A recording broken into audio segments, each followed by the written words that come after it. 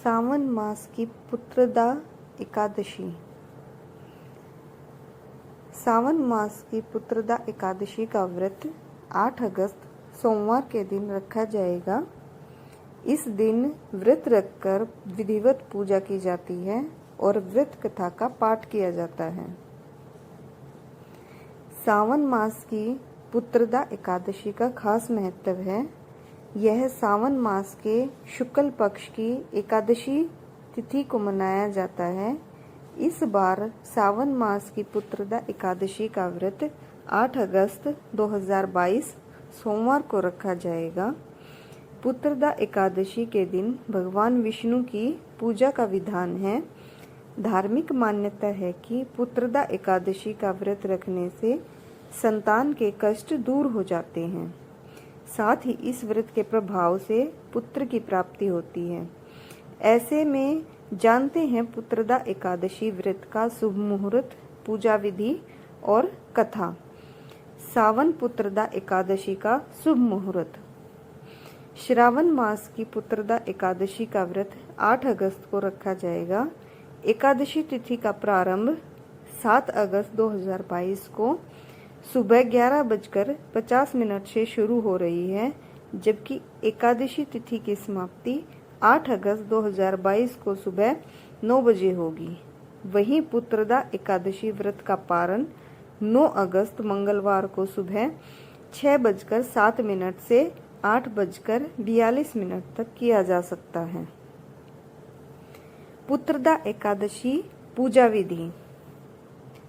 सावन पुत्रदा एकादशी के दिन सुबह ब्रह्म मुहूर्त में उठकर स्नान करें और उसके बाद साफ वस्त्र धारण करें। इसके बाद पूजा स्थान पर भगवान विष्णु की प्रतिमा के सामने दीपक जलाएं। इसके बाद हाथ में गंगा जल लेकर व्रत का संकल्प करें। भगवान विष्णु की पूजा में तुलसी के पत्ते का इस्तेमाल करना अनिवार्य माना गया है। ऐसे में इस बात का ध्यान रखें, 8 अगस्त को पुत्रदा एकादशी के साथ साथ सावन सोमवार भी पड़ रहा है। ऐसे में भगवान विष्णु की पूजा के साथ साथ भगवान शिव की पूजा भी करें और शिवलिंग पर जल अर्पित करें। एकादशी व्रत में सात्विकता का खास ख्याल रखा जाता है, इसलिए इस बात का ध्यान रखें, व्रत के दिन कुछ न खाएं। एकादशी के अगले दिन ब्राह्मण भोजन को कराने के बाद व्रत का पारण करें। पुत्रदा एकादशी व्रत कथा।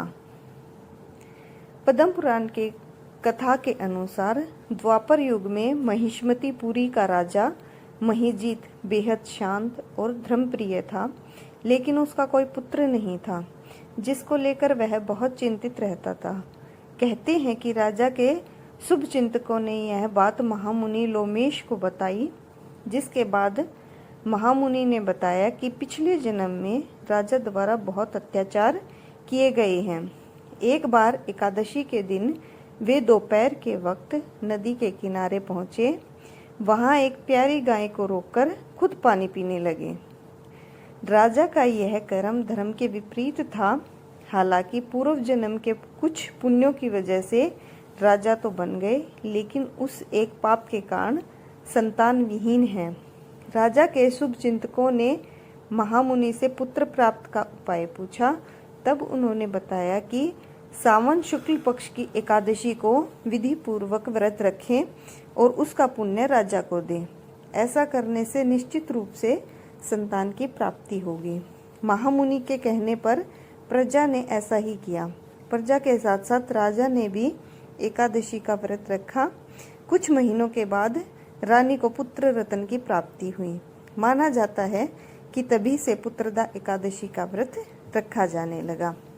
यही थी हमारी आज की पुत्रदा एकादशी की व्रत कथा और पूजा विधि।